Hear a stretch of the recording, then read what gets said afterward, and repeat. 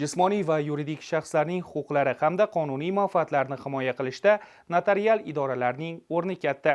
Notarial idoralarning o'ziga xos bo'lgan jihatlaridan biri nizosiz munosabatlarni hal etishdir. Notariuslar qonunlarda nazarda tutilgan notarial harakatlarni hamda ular bilan bevosita bog'liq huquqiy va texnik tusdagi harakatlarni amalga oshirish yo'li bilan jismoniy va yuridik shaxslarning huquqlarini hamda qonuniy manfaatlarini himoya qilishni ta'minlaydi. O'zbekiston Respublikasi Prezidentining Notariat institutini yanada rivojlantirish hamda sohaga zamonaviy axborot kommunikatsiya texnologiyalarini keng joriy etishga oid qo'shimcha chora-tadbirlar to'g'risidagi qaroriga asosan sohada 2026 yilning 1-yanvaridan bir qancha yangiliklar joriy qilindi. Bu esa nafaqat notariuslarga, balki fuqarolarga ham qator qulayliklar yaratadi. Murojaat qiluvchi notarial harakatni amalga oshirish uchun elektron tarmoqdan ro'yxatdan o'tadi va shaxsini tasdiqlaydi. Notarial harakatni amalga oshirish uchun murojaat qiluvchi tomonidan yuborilgan murojaat notarius tomonidan bir ish kuni ichida ko'rib chiqiladi va hujjatda kamchiliklar mavjud yoki mavjud emasligi haqida elektron tizim orqali xabarnoma yuboradi. Bunda murojaat qiluvchining telefon raqamiga ham xabar yuborilishi mumkin. Murojaatda kamchiliklar aniqlangan taqdirda notarius murojaat qiluvchiga ushbu kamchiliklarni bartaraf etish to'g'risida xabarnoma yuboradi. Murojaat qiluvchi murojaatda ko'rsatilgan kamchiliklarni 5 ish kuni ichida bartaraf etgan taqdirda notarius tomonidan notarial harakat amalga oshiriladi.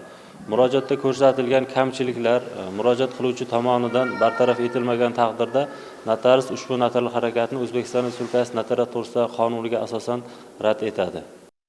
Sohaga axborot texnologiyalarini joriy qilinishi fuqarolarning vaqtini va naqdini tejashda asosiy omil bo'lib xizmat qilmoqda. Notarial harakatlar video konferens aloqa rejimida e-Notarius.uz axborot portali hamda notarius avtomatlashtirilgan axborot tizimi orqali tasdiqlanib bormoqda.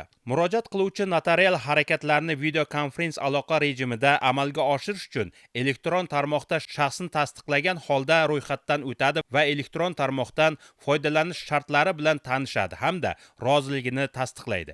Shuningdek, murojaatchi elektron tarmoqda tasdiqlashning so'rayotgan notarial harakatlarning nomini aniq ko'rsatadi hamda ushbu harakatni amalga oshirish uchun zarur bo'lgan ma'lumotlarni to'ldiradi. Bu jarayonlar faqatgina notarius va murojaat qilgan shaxs o'rtasida olib boriladi. Masofadan turib, ya'ni video konferensiya rejimida notarial harakatlarni amalga oshirish fuqarolar uchun juda qulay bo'ldi. Aynan o'zimizni tumanimiz misolida aytadigan bo'lsak, bizni tumanimiz hudud jihatidan juda keng.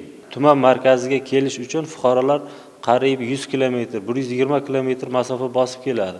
Ularni ketish xarajati sarson bo'lmasdan bizga, ya'ni murojaat qiladi ko'pchiligi. Biz masofadan turib, ya'ni video konferensiya aloqa rejimida harakatini amalga oshirib beramiz.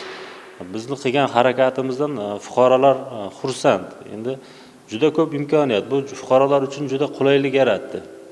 Jamiyatda amalga oshirilayotgan keng qamrovli islohotlar fuqarolarning huquq va qonuniy manfaatlarini ishonchli himoya qilish, xususiy mulk huquqi daxlsizligini ta'minlashga qaratilgan.